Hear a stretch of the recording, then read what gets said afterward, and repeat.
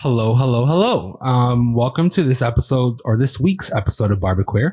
We're going to start again with the infamous Would You Rather? Or choose. Well, can we just first introduce everybody like what we usually do? I mean, we can, but I'm the only one that matters. No, because we have a very, very, very special guest. Me? Oh my God. Oh, okay, my God. Continue. So we have the legendary Twysted here. What is the house that you were a part of or are still a part of? The House of Miyaki Mugler, the iconic House of Miyaki Mugler. Iconic. Love it. Yeah. I am Jay Northcott, also known as Nervous Shipwreck, also known as that girl who just wants some money. And I am J-Ho, also known as Decent People, also known as a salty bitch. I would agree with that. Jamall? Okay, so back to our Would You Rather icebreaker. First question I have for you guys is, would you rather ejaculate blood or bleed sperm? I don't get the question. Well, does it hurt to ejaculate blood? Bitch, answer the question. I think I would bleed sperm. I think that might be funny if it was like white on black skin, you know? Yeah, I'd be in a mood. I think I would agree with you only because I'm thinking in terms of like how many times I've bled, and I don't really bleed a lot. Right. So if I'm going to bleed sperm, then I'm going to do that because it's probably not going to happen very often. Right. Definitely bleeding sperm because I think I'll just scream if I ever ejaculate the blood. Yeah. So that's it for me right there. Yeah. Jamall. What about you? I think I didn't understand the bleed sperm thing at first. I still don't. It's Like whenever you came. Yeah, or when you cut yourself, it's sperm that comes out. Yeah. But when was the last time you cut yourself? That's the thing. And I'm also, going to say ejaculate blood because then imagine I cut myself and all of a sudden It's just white ooze. but then a girl touches it and all of a sudden now you're getting all these bitches pregnant because you cut your finger. She's going to touch your finger with her vagina? yeah, you're gonna, What oh, if I she- cut my finger. Whoop. What You if know? she was providing me with fucking first aid? Okay, whatever. But with her vagina? Like, Like I give Well, people first aid all the time. I didn't think about that. Not I'm with sorry. my dick. I'm a gay man. Yeah. I didn't understand how women get pregnant. You're still trying to figure it all out. Yeah, it's still just a science One project. day. We talked about how schools didn't really teach us a lot about sex, so Okay, see so it here now. next question. Send a sex tape to all your friends by mistake or make a sex tape with all your friends. Make a sex tape with all my friends. Not because I want to, but maybe. Except if Jamall was there, then Bitch. Then wait. If I was there, then what? Then it'd be a solo. I would let everybody see my sex tape. Not a solo. What? A solo with me. No, I don't want to do any of that Wow. with you. Wow. Yeah. You can go fuck yourself. So I probably would rather do that. Oh my God. Just kidding. I just think that now our friendship has grown so much that we can't have sex. I think you need to leave. Okay, bye.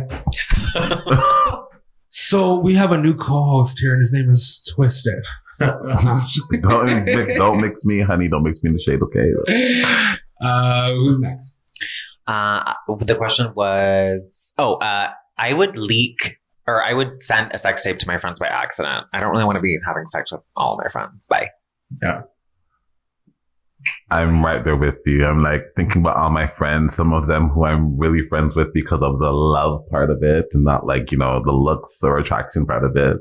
I don't have just, all fab friends, if that makes sense. So I'd rather just, let it leak and just use that as promotion for the brand. Exactly. OnlyFans. There's no shade. See, the freaking me says make a sex tape with all my friends.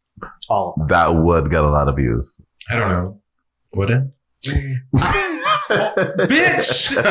Honestly, I'm done with you for the day. Okay? Honestly, but for real, so send a sex tape to all my friends. I'm like, no, because then you're gonna be judging me and my sex tape. Whereas, But aren't they going to be doing that when you Have make a sex with them? but you're having sex with me, so then bitch, judge yourself. I guess. I would judge myself if I did it. That was good. I'm dead. Okay, I'm done. You're just making it so easy. It's not my fault. That what you want. I'm gonna file a human rights complaint. Go for it. This is an abusive workplace. Wait, next question. One more.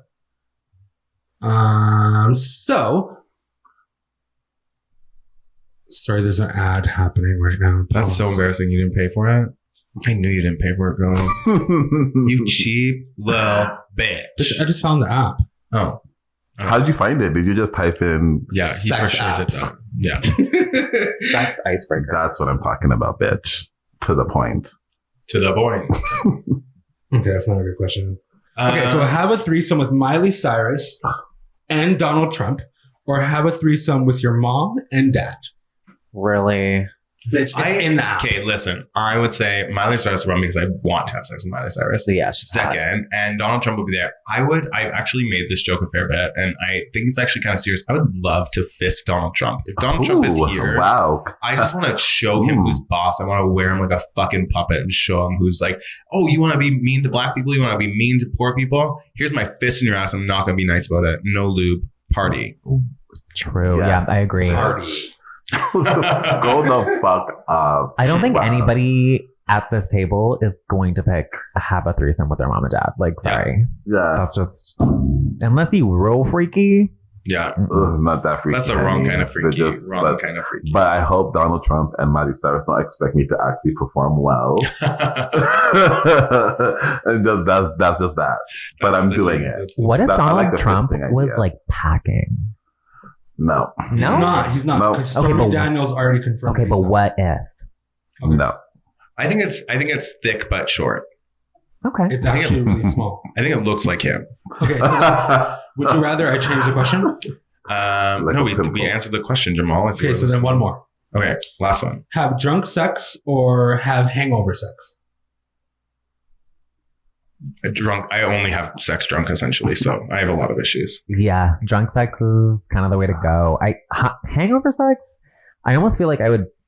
Well, I'm nauseous at that point, so like I feel like I would probably throw up if a dick went inside me or in my mouth. Really? Yeah. If you're hungover, yeah, right? Like what does I'm trying to think like hungover Like you have a headache, you're nauseous, the room is spinning. and you're still having sex? Like, nah. Work. That's a trooper, your man bitch. wants That's it. a That's a trooper. Over. Yes, but no. Drunk sex for me for sure. Drunk sex? Yeah. I think I would rather hangover sex. Okay, so what I want to talk about this week is ballroom, strictly because we mentioned ballroom briefly last week when it came to the racial identities within ballroom and the racial acceptances and hang-ups, etc. So that's why we have Twysted here. If you don't know Twysted, Twysted is one of Canada's most well-known ballroom performers. Participants, I guess. Participants, Members, yeah. And as far as I'm concerned, the reason why ballroom is still in Canada, he's my gay brother. Go from there. But what I want to ask you, or Twysted, let us know, give us the history of ballroom. How did ballroom begin, according to you? And why do you think ballroom still exists today? Well, okay, ballroom as we know it started off as a response to pageantry. So like racist pageantry in New York City. Crystal LaBeija, who's the mother of ballroom as we know it, was in a pageant and I think she placed third and then she like walked off completely. And they were trying to call her back to the stage, like to basically accept the third place position. And she was not going to. She stayed in the back. She protested. And then she was like, basically reading the girl that won. And she said she only won because she was white and everybody knows it, blah, blah, blah. So from there, she decided she's going to make her own pageant, which essentially was the first ball. And that was in response to the racism of the white pageant system. So from there was all the people who were experiencing racism. So the Black queens and the Latin queens, who participated in that first ball, and then ballroom just continued from there. So Crystal LaBeija is the mother of the first house because that was the family, that she was a part of. They took the name of the mother who created it. So that's how the names of the first houses were. So House of LaBeija came from Crystal LaBeija. And that house still exists today as well. Mm-hmm. So yeah, that's kind of how ballroom started. It started off as a response to racism and then us creating our own world where we did not have to face racism because it's not in our world, essentially. I love that. Interesting. Do you think there's a key difference between Ballroom and Kiki Ballroom? Yeah, the main difference is that Kiki Ballroom scene is for youth. It's development scene. So it should be attached to an agency usually, which usually serves up to age 29. Some places 35. It depends where you are. So Kiki scene is youth and development scene, practice scene for the big stage. I love that. And when we just said the second question that you had about do you think Ballroom, why is Ballroom still around, or what did you say? Yeah. Like what's the urgency of still having Ballroom around in the scene right now? The same reason why Ballroom started is still the same thing that's going on right now. Like everything is a cycle and repeats itself. So all the racism that's been going on back then, even though times are changed, there's still a lot of barriers that people face when you're Black, gay, and trans, right? Or Latin, gay, and trans. So the necessity of Ballroom is still there. And I think it's become super, super interesting that like how like after kind of drag became like on this platform, all of a sudden now they're trying to look for like the next queer thing to go on this platform of mainstreamness. And I think some of the stuff from the little bit I know of Ballroom scenes is that like the undergroundness of it, the exclusivity of it that they've created within these Black and Latin cultures was a very important part of it. And now it's becoming this kind of mainstream thing where we have like fully cis women houses and these kind of things. Like what do you think about the continued like evolution of Ballroom now? Well, there are no cis women only houses. It just looks like that on the show because that's how they casted them, right? The House of Ninja was started by William Ninja, who's the butch queen, which means a gay man. And he started that house because he, in his own mind, in the 90s and the 80s, wanted to actually be more of a mainstream house. He was already doing industry dancing, like performing with like different artists and stuff like that for his voguing. So in his mind, he was trying to be an industry house. So like essentially what my house is right now, that's what William Ninja was thinking like way back then, right? So he wanted to actually have women in his house, Asians, and that's why he actually named the House of Ninja, because it was supposed to be after assassins, right? So the House of Ninja that you see today is literally the dream of his, right? So other houses have different dreams as well. In Ballroom, it will always stay true to itself because of the actual people that are running Ballroom. You can't really get thrown off by seeing like the shows like Legendary and stuff like that because these people actually don't really have no impact, and this win has no impact on actual Ballroom. Like they don't even consider it a Ballroom win because it wasn't really a Ballroom show, right? It was just an adaptation of Ballroom that was created that mainstream could swallow, because at the end of the day, mainstream can't really swallow the real Ballroom tea. No, right? For sure. So they found people that can represent Ballroom, houses that can represent it. Everything was really careful about Legendary. Everything is really careful, even with Pose as well. The casting and all that stuff, they're very, very careful just so that they know that the mainstream is watching, right? So we're trying to make it get bigger and bigger from here. So the introduction that we're doing from Ballroom to the world is going to be like, it's going to be really easy to swallow, right? So Legendary is going to be really fun. So I have a quick question. So because you're saying that with these shows like Legendary and Pose, are you like, so you're saying that right now, because it's getting now more mainstream, are people just not ready for what like really like the Ballroom scene is truly about? Can I answer that question? Well, can I answer that? And then you correct me if I'm wrong. I don't think that the Ballroom, or I don't think that mainstream media or mainstream audiences is not ready for what Ballroom scene has to offer. It's that the Ballroom scene has to offer a lot more than the mainstream media understands that exists. So for example, there's a lot of discrimination, there's a lot of hurt, there's a lot of harassment, there's a lot of death. Make sense? But what we're televising is these individuals feeling liberated. So they almost want to make it seem like this underground community has felt liberated for generations to come.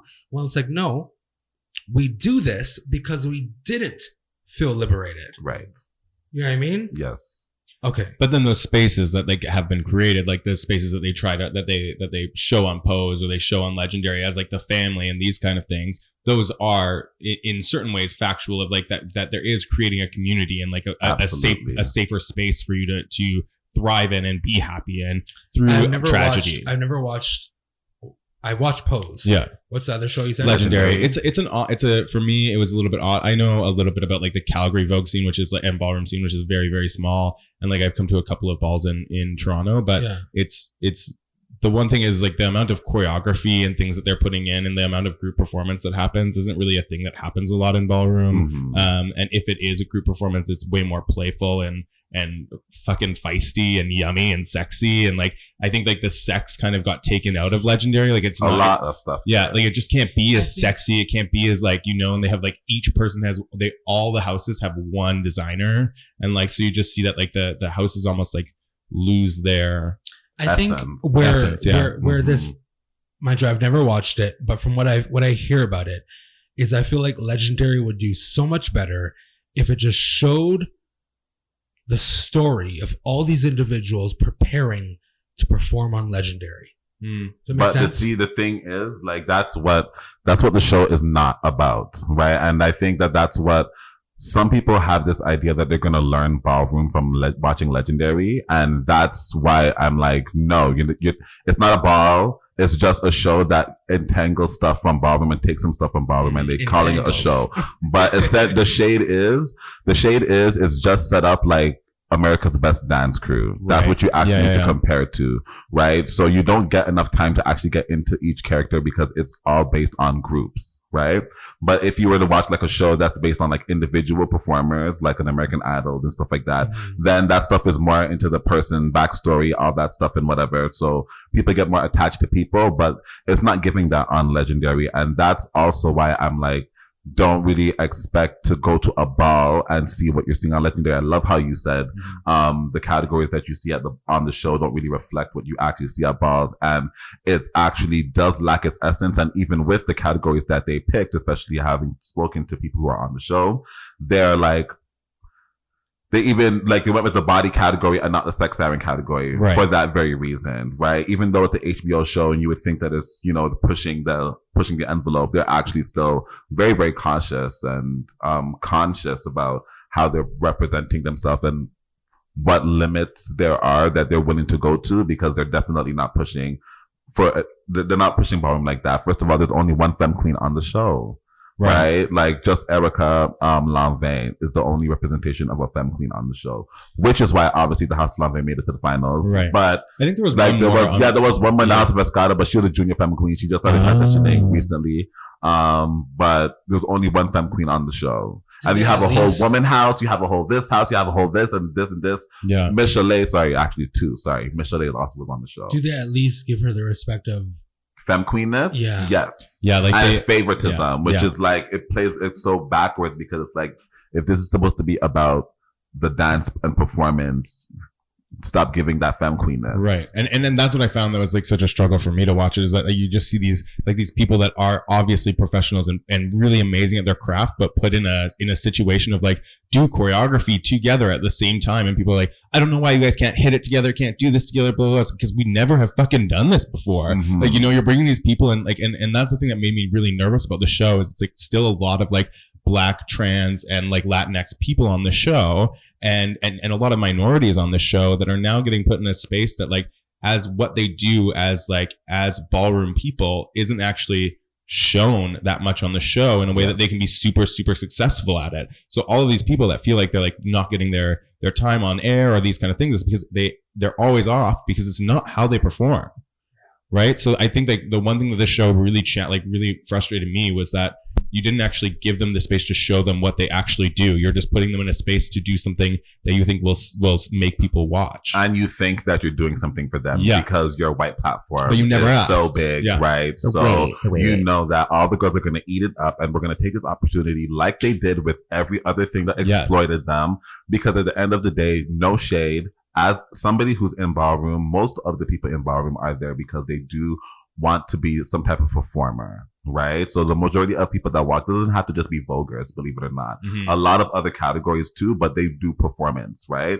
And if they get any type of opportunity, because that's the performer's hustle, you had any opportunity that comes to you, oh girl, this is a corporate company, HBO coming to you, miss thing, you better take that opportunity, girl. It's going to be a TV thing.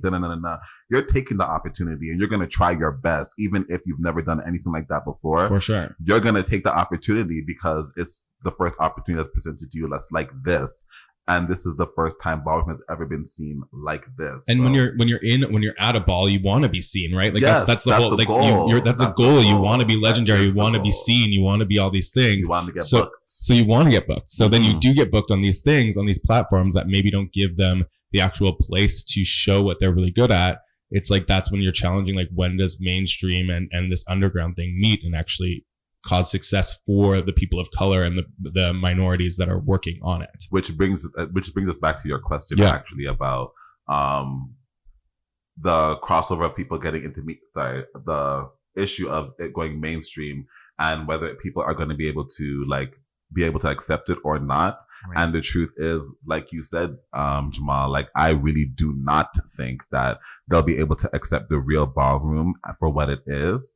And the only way that they will be able to accept it is if Pose continues, because Pose actually gives a real heart and soul to ballroom, and that's actually the first. And I've seen Paris is Burning, and trust me, when I've seen it the first time, I loved it. So don't get me wrong, right? I loved Paris is Burning when I seen it. Oh my god, life changing. We started, the whole of us started House Monroe. Then I seen the Kiki, which was like, 2011, 2010. When I first seen Kiki, I was like, oh, this is so much better than Paris is Burning, because it even feels like, because the people who were involved in the production are from the ballroom scene, they actually got to express the truths of the ballroom scene, but they still, because it's the Kiki scene and young people, they still have to kind of censor it because they don't want to put these youth out there in a certain kind of way with their young lives. But they trust me. 16, 15, they're living like a 25, 26 in New York. Trust me. Right. But Pose, I feel people are really, because it's written like a TV show and presented like a TV show, like how you had the show that we had when we were growing up, like Your Family Matters or whatever, your soap operas. It's just so easy to watch every episode, and you can see people, even who are not in the ballroom scene or have no idea of the ballroom scene, can get into the stories of why we are in the ballroom scene. So even if they don't understand the voguing, they don't understand the actual categories that we're doing, they can relate to somebody running away from home because of the actions that they did to them, right? And seeing the other side of that. So that's why I like Pose. I feel like Pose is giving the true stories that actually make people understand why we do ballroom. All these other things just make it more of a spectacle and showing you the hottest thing that is in ballroom, which is voguing. We know anybody will watch voguing because God, like we're doing so much, right? So, but the stories will lack. Okay, hold on. But that's a heavy answer. Sorry about that. No, thank you. Thank you. So I completely agree. I love Pose for the same reason. Now, if I had to make this a little bit personal on myself, I think the one thing that Pose has that I never received was the genuineness of what houses have to offer. Now, as my house brother, do you feel like houses, well, first of all, what is a house to you? And do you feel like houses in Canada represent the same thing that houses represent in the United States? So houses are, first of all, gay families, period. That's it. There's no right way to be a family. There's no wrong way there's many wrong ways to be a family, first of all, but there's no right way to be a family, if that makes sense. Yeah. Right? When it comes to houses, I personally feel like the House of Monroe, the house that we were talking about, like we seen Paris is Burning, we were 16. He's younger than me. So I was 16. Yeah. You were 15 but you didn't join the house then. But regardless, you were younger than me when you joined the house, right? The oldest person in our house at the time was 22 when I was 16, right? So the leadership that they will display can only be impacted and influenced by the experiences that person has had, which is only 22 years. Right. So us seeing people in ballroom, which has been going on for 50 plus years, right?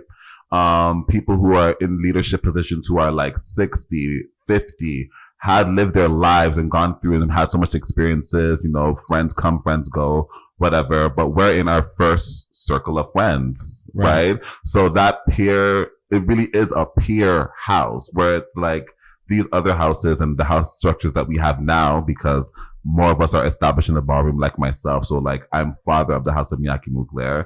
So what I offer as a father now is definitely not what I received from my father, who was Marvel, 21 years old, House of Monroe, first Canadian house. We've never had any blueprint for us. We're just literally doing based off of what we've seen and what we're heard of. Can I just say that I never actually took that in? Like, we were in a house ran by 21 and 22, 20-year-olds. By adolescents. All our same age. Yeah. And they technically were just appointed parents because Seven knew Vogue first. So she was the mother and Marvel was her best friend. So he was the father. It was no real like, oh, you have father qualities about you.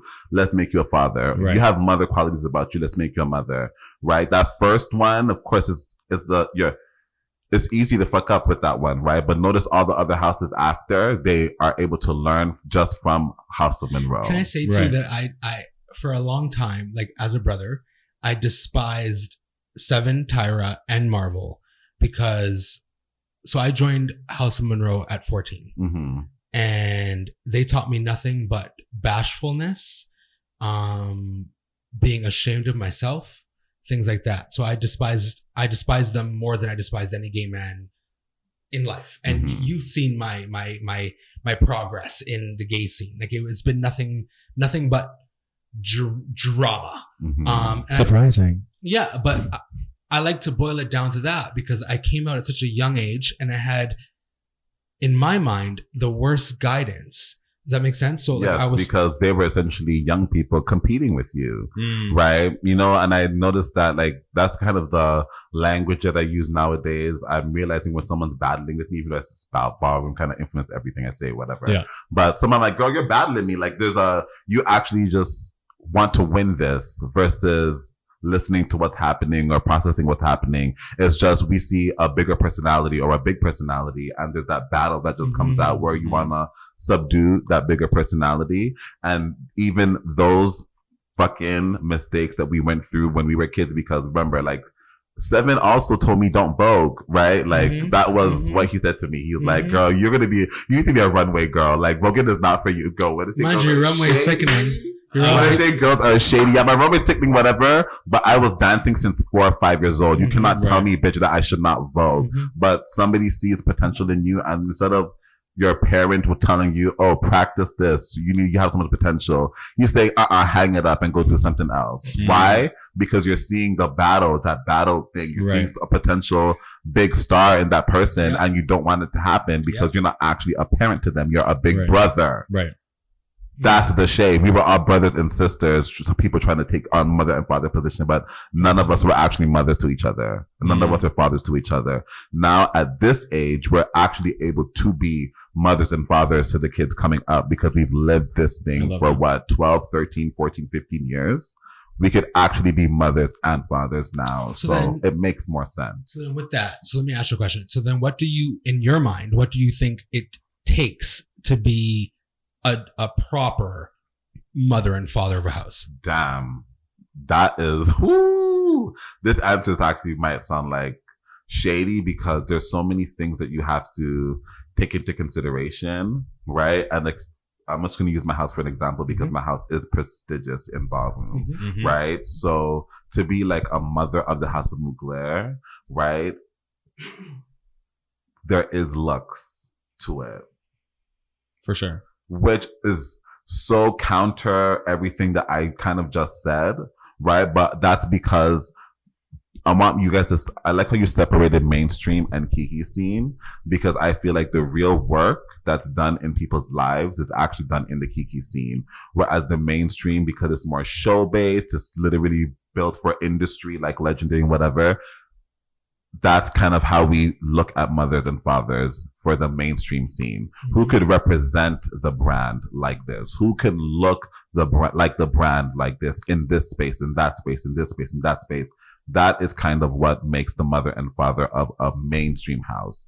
And whatever the brand of that house is, right? The mother and father needs to be able to carry that brand wherever they go, where the house is not there. So even for, like, let's say a Banji house, like the House of Ebony, you can't go and just chop up the House of Ebony in a fucking city and have the father of the House of Ebony sit there and just become like, why the fuck you just chopping the kids? Right. Because House of Ebony has a reputation of strong fatherhood, and they don't take that. So you try to chop and diss our kids in public, we are storming you. Right. That's the reputation of the House of Ebony, and that is how they pick their fathers as well. Their fathers have to be able to live up to that reputation, because you have to withhold the brand in different countries, in different spaces where these people who built that image they're not actually there, right? So the House of Miyaki Mugler don't really come here that often, but those people who are Muglers here, like myself, Tamar, Jasmine, Songbird, Lady Ice, we have to represent what the House of Miyaki Mugler is in Canada, which we do,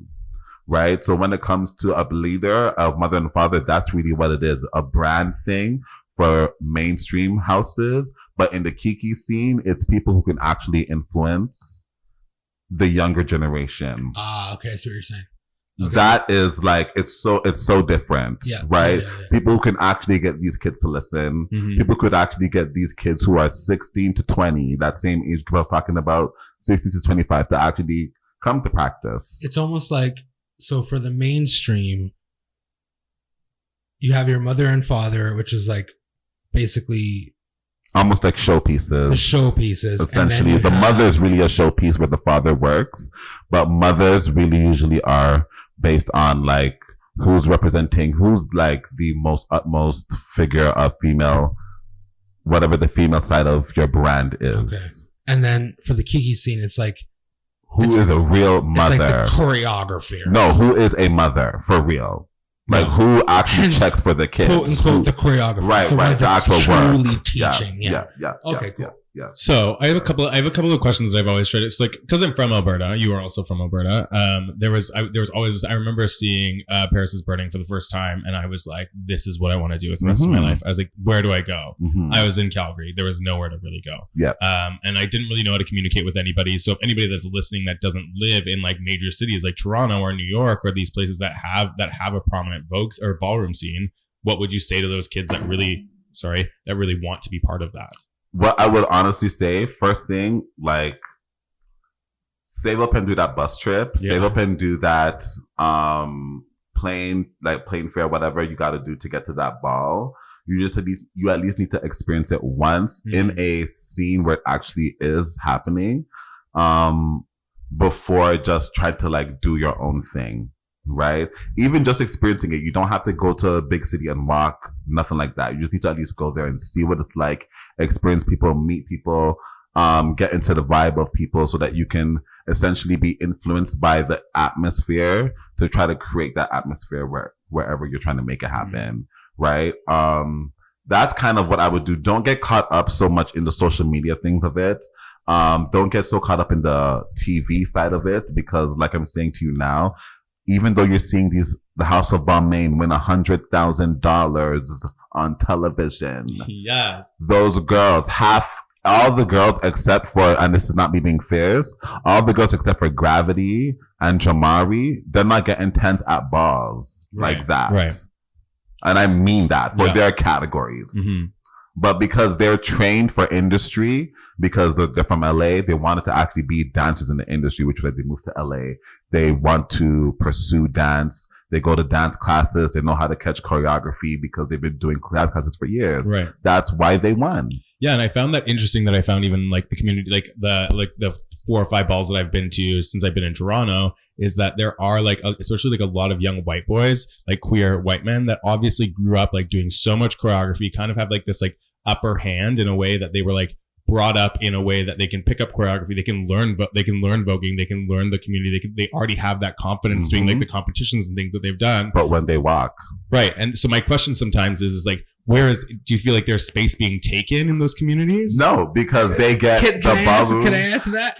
I just like, we love to chop. Yeah. Right? So that same spirit of like, we know that these girls are coming into the ball space, honey, thinking that because you can do a needle. Now you think you're the fattest 'Cause you bitch. can do a Because you can do pirouette. the pussycat doll needle, girl. They think they can do a boom cat, girl, and I'm that bitch, right? Right. We see that girl and we swallow her up immediately. The whistles start blowing from the door. They chop her from the back because, like, girl, we know you've not actually. I think there's one thing There's no about soul to your ballroom.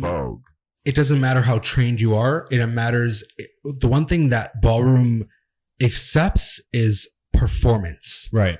And Right. I found that a lot in like even the communities that I was able to be part of and those kind of things. But it was, I remember because baby Vogue or like the category Mhm. Virgin Vogue. Yeah, Virgin Vogue. They call it like, Baby Vogue in Paris. Yeah, is like so. I was like in Calgary. That's like that was a category I was very comfortable being in, and it was like people who haven't won a title yet or anything like that. But I came here and I was like, I'm a little drunk. I'm gonna do it. My outfit's kind of on point. Let's see what happens. And it was like dead. I was Right. embarrassed. I was like, my heart was. Shade is he was probably on the mic. No, No. it was Mystique. Mist. Yeah, Mist. Right, Mist. Sorry, So thank Mist you. was probably on the mic. The shit is nah, but No.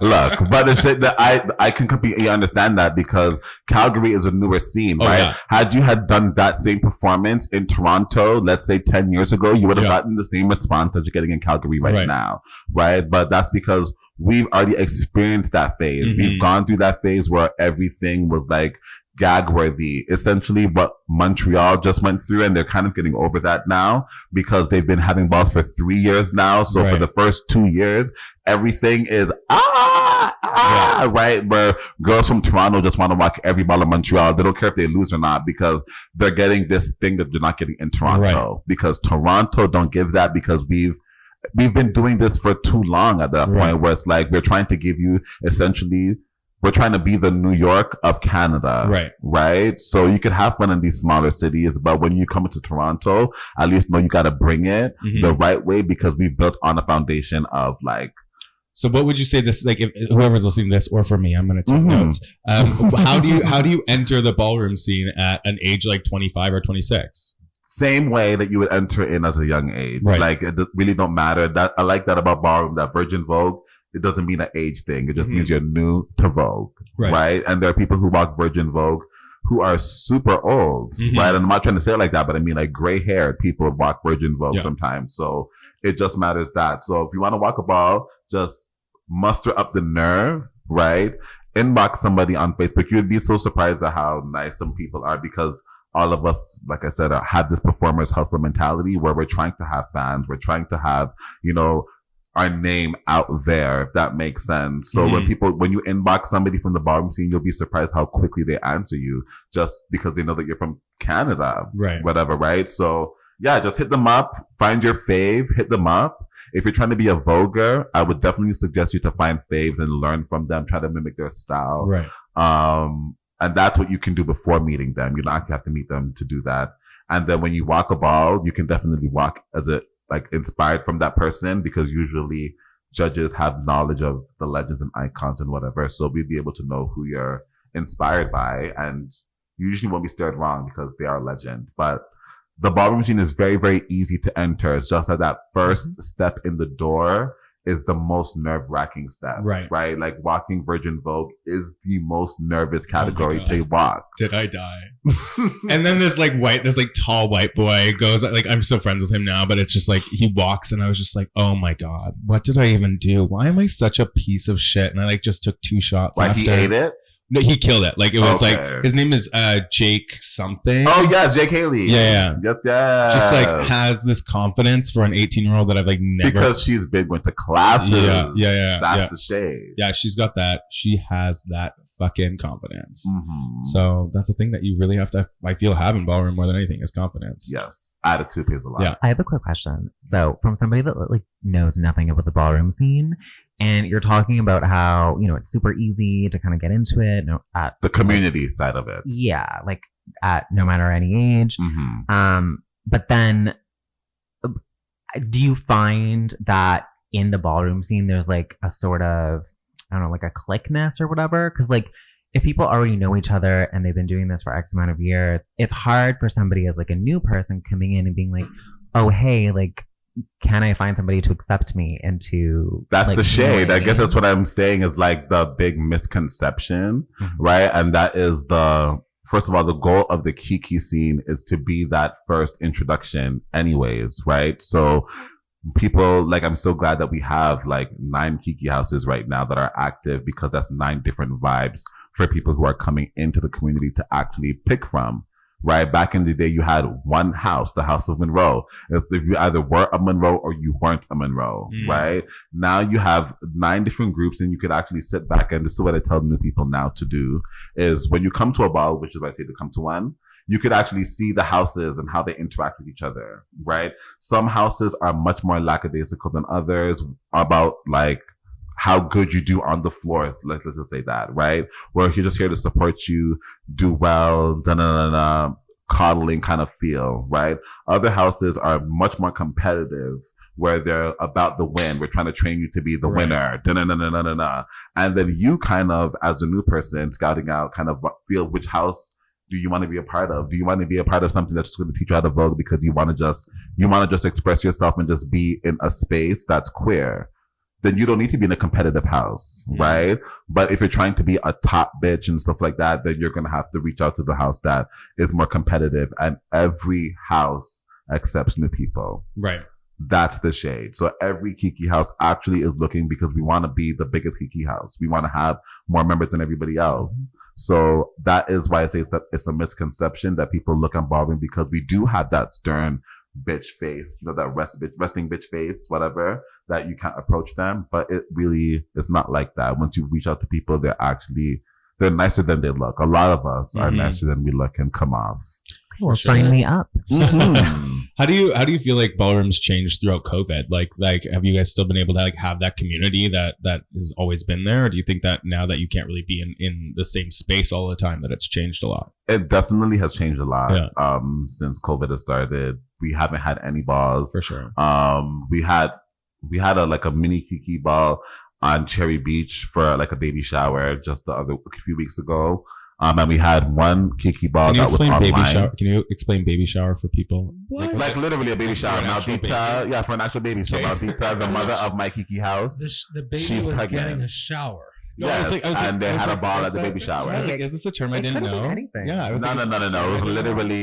It was literally a baby shower. A baby shower. Yes, and then we had a Kiki ball because she's a part of the Ballroom scene. So she, was pregnant. I wanted to have a baby shower Kiki ball. Cute. So a few people came out to the Kiki ball, which was really, really nice. But that's kind of been the vibe of Ballroom since COVID has started. It's kind of been mostly focused on your people, right? So people in their houses have been communicating with each other, checking in with each other a lot, because they're still your fam. A lot of them are still meeting up weekly in person and still doing stuff and whatever. They're in each other's bubble. Yeah, because that's just how committed people are to the social circles of Ballroom. Like once you're in a house, you're really committed to that group of people. Right. So that becomes your family. So that becomes your bubble. And it kind of becomes your life from the knowledge that I have. It like becomes almost everything. And it becomes your social life, your business life, everything that you kind of do. Ballroom? And you breathe it. Yeah. For the people in it. It's like you involve those people who are in your family. They're involved in I think that's the misconception. Ballroom doesn't become your life. Right. It doesn't become your life. You share with them so much and you're open with the people that are close to you. In your life become your life. So when we talk about Ballroom houses, they're not just a bunch of friends that we share a name with. They're our family. For sure. So like if I'm going to a house practice, if I'm going to the beach, if I'm going to a job interview, you're calling the same people. Calling the same people. And that's why it becomes your life. Right. Right. So it's not that Ballroom becomes you, it's that the family that you choose becomes you. Because usually the reason why, and it goes back to the question of why do people still join Ballroom today versus 50 years ago? And my answer being because people are still having that same lack. It's usually come from the family structure that most of us as Black and brown and people of color have with our parents, right? And growing up and just the homophobic environment. So us being able to actually have that first family that we can be gay in, that literally replaces, and I can say this now as an older person, it replaces your biological family. Yeah. Mm-hmm.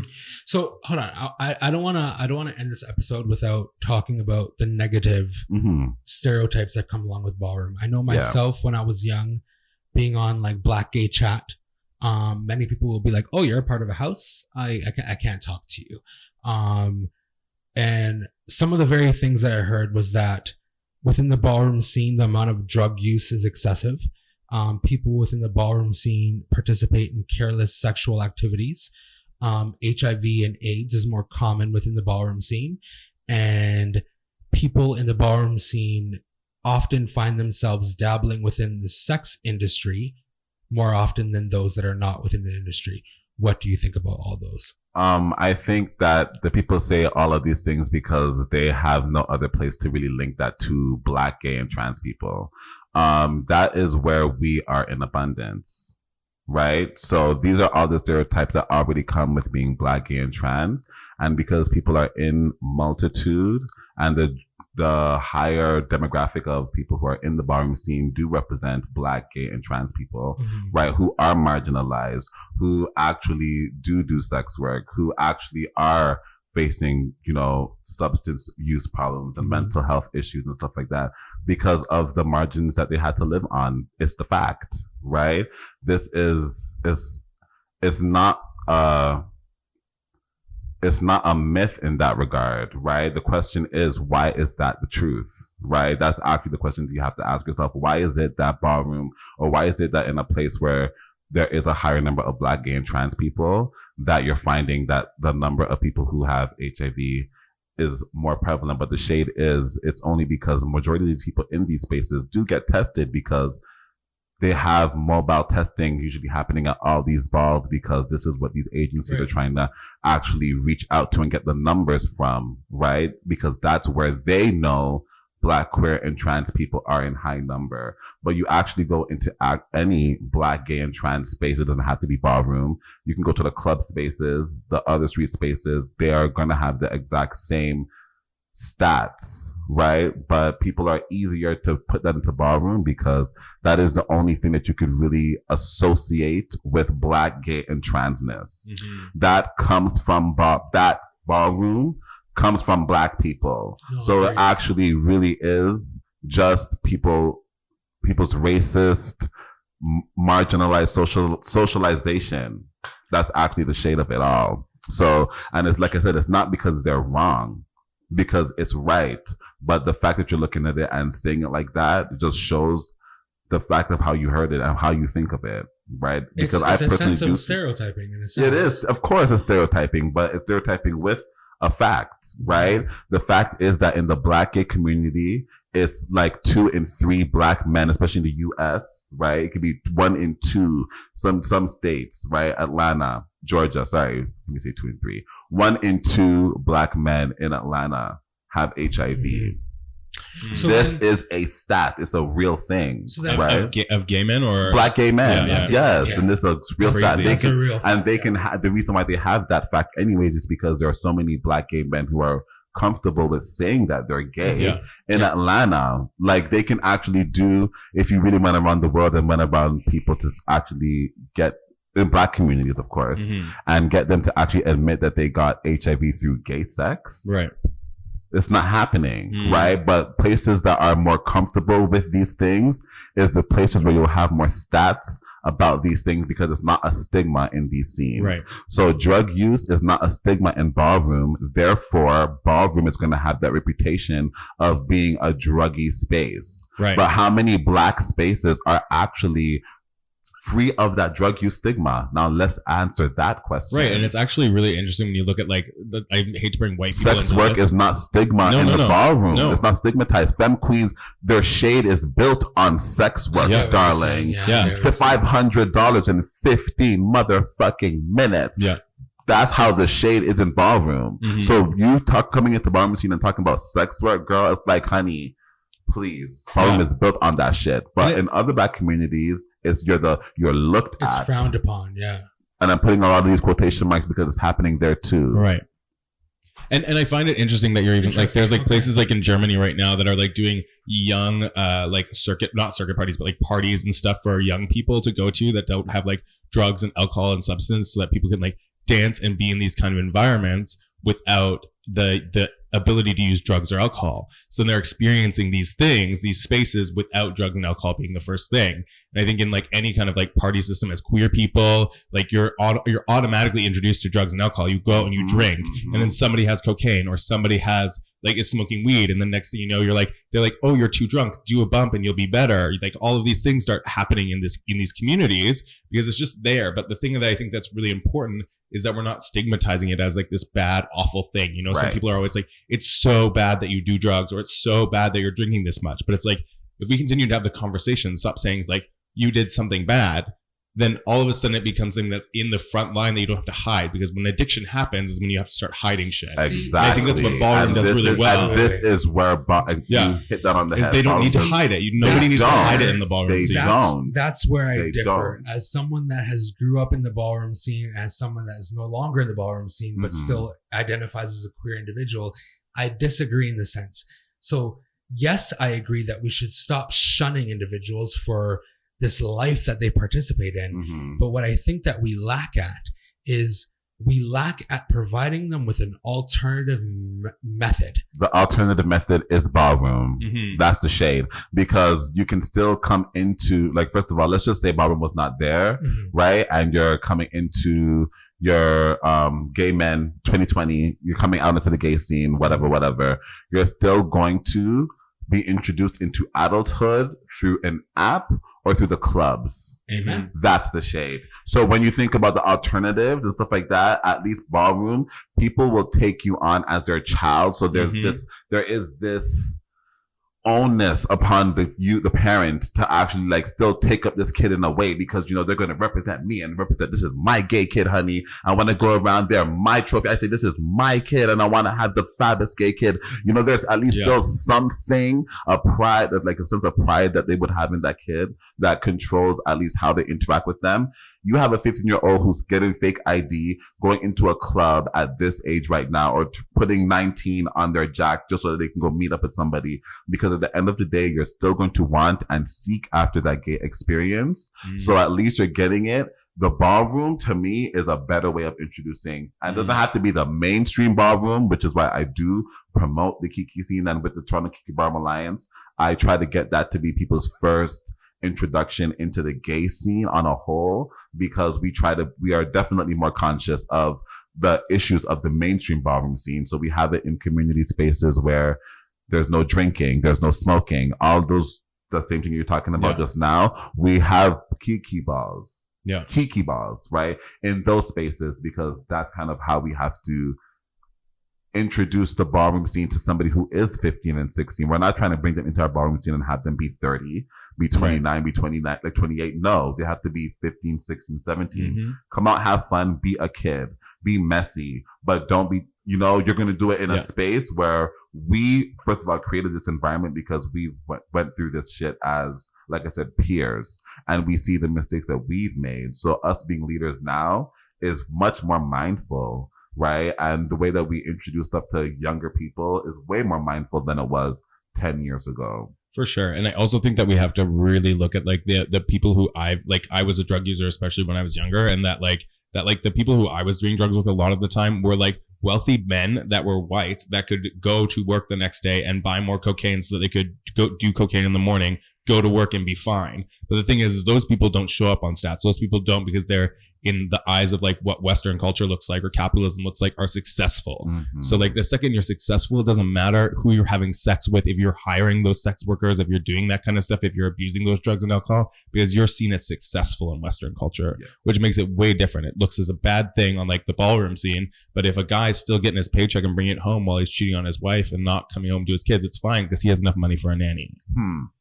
And that the governor from California, that just reminded me of the guy that was hiring the black gay sex workers and giving them Tina and killing them off in his house. It's fucked. You know, and I think that like the one thing that I know that Ballroom's changing a little bit, that I've had a couple of conversations with, is like this realness category. How do you feel about like the if there should be a change, or if there isn't a change in like this idea of the realness category? I actually think that realness cannot, right? There is some traditions in Ballroom, and traditions in the trans experience that you just cannot take from, right? Yes, we are getting into a time where there's a lot of gender non-conforming and non-binary people, but a lot of people who transition actually do so with the goal of being real, trying to be the ultimate selves in the gender that they're presenting as, right? So the category of realness, just as people feel liberated with voguing, just as people feel liberated with other categories, realness is a liberating category for some people to walk, right? So now, wait a second. So then what do you say to those that don't find it liberating? Then don't walk it. So now, here's my only issue. So now, as a community, we try to praise, we try to celebrate all those people finding their gender identity. Yes, we right? do. And then all of a sudden, they feel beautiful in their own skin. And they decide, you know what? This is my first day at a ball. Let me go to a ball. Yes. I walk up, and then all of a sudden now that MC is saying, bitch, you look like a man. Why is that right? That's not the way the commentator would say that in this day and age. First of all, a commentator would just say, it's one chop, you're not real, sweetie. If anything, that's it. Like commentators of today were still very knowledgeable. We're in the community. So no one's going to be like, oh, you look like a man, right? That's how somebody would fight, if anything, right? But at a ball, that's not how they're judging you like that. They'd be like, bitch, one chop, you're not real, right? And then, so if anything, they'll be like, why did you chop me? If somebody who doesn't know, why did you chop me? Why'd you chop me? And they'd be like, oh, because you're not real. Then we have to explain to them what realness is. But you don't see that as problematic? No. But first of all, let me just remind everybody that I'm not trans, right? I'm a cis man, right? And I've had this conversation with trans people who both support and do not support this category, right? So I've heard it too, right? But the consensus that people have is that it's a choice to participate, right? And some people make, like I said, their transition is about their appearance to them. Why would we not allow them to have their time to celebrate at this ball when that's what they're actually pursuing? Just like anybody else pursuing everything else, we let them feel themselves to get left at the ball. We should let them too, right? And that actually is the foundation of ballroom scene. The two categories that it started on is face and realness. So before we were voguing and all that stuff, realness was a category because they had to live that experience. Some femme queens were living, some were getting killed because of realness. So we cannot take that away from ballroom because people today feel like, oh, the times of today. No, this is a tradition that we're continuing. Just like football, basketball, golf, and cults have a tradition. Ballroom has a tradition. But I love that, like how you said that, it's almost like a sanctuary for them to be like, if you are passing as realness in this kind of way, back in the day, it was like saving your life. It was. Yeah. And that's actually why they pursued it, because they were not trying to live as a cis, in their cis bodies. They were not going to do that. So essentially they had to figure out a way to navigate society because most of them were homeless. They had to sleep on the train where they're literally in contact with people every single second of the day. Yeah. I have a question. Yeah. So, but why? Jamal, that's like a fart. It was. He has this fucking annoying app that he's just decided to use, and you just like really not the time. We just like had the best conversation, and then you just put a fart. Anyway, don't get your panties all in a bunch. Okay, so I have a serious question. Okay. Sorry, keep going. So what I'm getting at, like, with all this and kind of what I'm getting from the conversation about ballroom, obviously it started through racism. And, what I'm seeing is that it's very inclusive. It's really trying to celebrate people. And it also has a lot to do with obviously the hardships that, Black, trans, anybody that really of color that faces. Now, what do you think about if, let's say, a white person that grew up completely, privileged, they have money, whatever, they didn't really go through any hardships, and they want to get into the ballroom scene? What is your opinion on that? They're here. Yeah. They're here in the scene already. And my job is to, like, I have one of my daughters, Aura, shout out to Aura, white witch queen, very, very privileged, coming from like money in rural Quebec, right? Bilingual, all of that. Moved to Toronto, live in this condo, 19, just 23, already graduated, like literally the order of life, right? And taken care of by the parents and everything. And we've already, like, even with him, right? I feel like with white people who are coming into the scene, they are already more conscious of, like, the state of the world, right? And knowing that they're coming into the ballroom scene where people don't really want them like that. Right. I know people try to say ballroom is inclusive. I would not really give ballroom is inclusive. This is a very exclusive place that we allow some people to get in sometimes because they've kind of passed the test, essentially. Right. Like, not anybody can just say, oh, I'm a part of the ballroom and be a part of, like, anything. Like, you have to kind of prove yourself, essentially. Right. Especially if you're not Black, especially if you're white. Let me not say not Black. Especially if you're white, right? You have to prove yourself, especially, like, in my eyes, because, like, I've experienced so much, like, the using and stuff like that, and people just, like, appropriating. I've experienced that, right? So when people talk about joining a house and joining my house and wanting to learn how to Vogue for real, not just at a class, but wanting to walk the category of performance, we give them that rundown of checking your privilege and, like, for real, like, the ballroom way, because we are the people. A lot of us are on the bottom, right? So there's so many privileges that you didn't even know that you had that you're going to have to learn about right now and acknowledge vocally, right? So sometimes I feel like they even feel so much pressure, right, being a white person in the scene, but you have to, because it's not an inclusive space like that. Because if it really was, then they wouldn't feel that pressure, right? They're making a conscious decision to join a minority community, right? So they have to kind of bring themselves down to our level and prove that. And when Black Lives Matter protests and stuff like that comes around, you better be there first, even when we are not. And I mean that. Yeah. And I mean that because some of us don't have that privilege and freedom to just show up at protests. Right. But you do. So you better use that privilege and trust and believe. When the protests were happening a few months ago, you want to see the white and Black, white and Asian and these people in the scene show up at these protests. Amazing. On our behalf. So I'm seeing that shit. I'm seeing it for real. So I know. Good job, guys. I love it. Me too.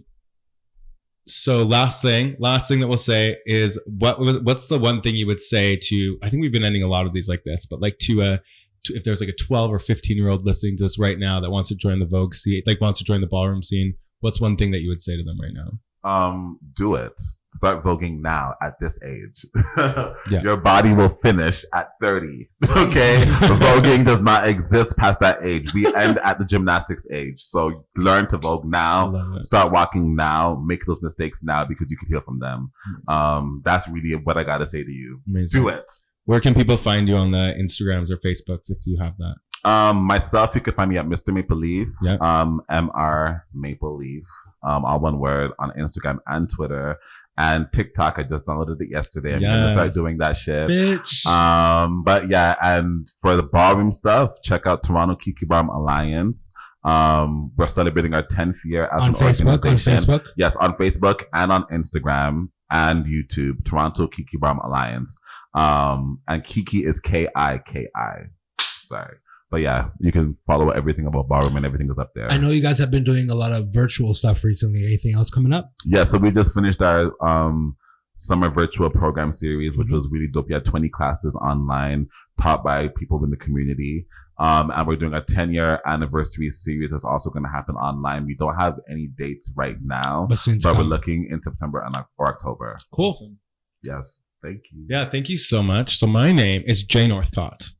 I'm Alexander Jamall, aka The WAP. Thank you, and I'm J-Ho.